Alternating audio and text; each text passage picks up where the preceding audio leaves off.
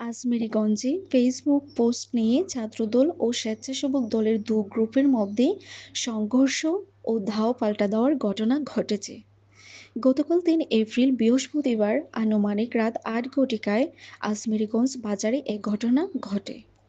সংঘর্ষে স্বপন মিয়া বয়স ২৪ ও দিদার মিয়া বয়স ২২ সহ আহত হয় ১০ জন।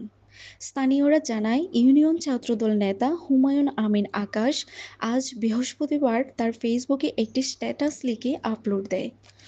বিষয়টি অন্যান্যদের পাশাপাশি নজরে আসে পৌর স্বেচ্ছাসেবক দলের নেতা রাহি রহমানের। এ নিয়ে রাহির সহিত বাকবিতণ্ডা বাধে। এক পর্যায়ে উভয় পক্ষের লোকজন সংঘর্ষে জড়িয়ে পড়ে।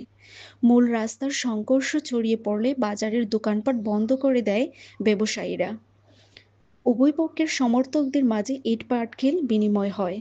এই সময় বাজারে ব্যবসা সহ সাধারণ লোকদের মাঝে আতঙ্ক ছড়িয়ে পড়ে। ঘণ্টাব্যাপী ধাওয়া পাল্টা দেওয়ার ঘটনা ঘটে। এইদিকে হবিগঞ্জের বানিয়াচংয়ে মোটরসাইকেলে উচ্চস্বরে হর্ন বাজানোকে কেন্দ্র করে জ্ঞানীগঞ্জ বাজারে সংঘর্ষের ঘটনা ঘটেছে।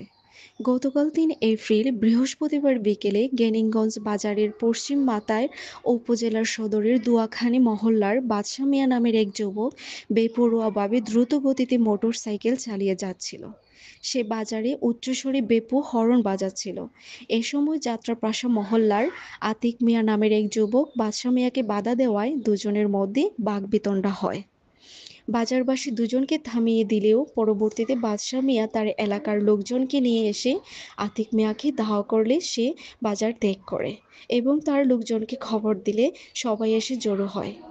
এতে উভয় পক্ষের মাঝে দফায় দফায় ধাওয়া পাল্টা দেওয়া হয়। পরবর্তীতে পুলিশ এসে পরিবেশ শান্ত করে।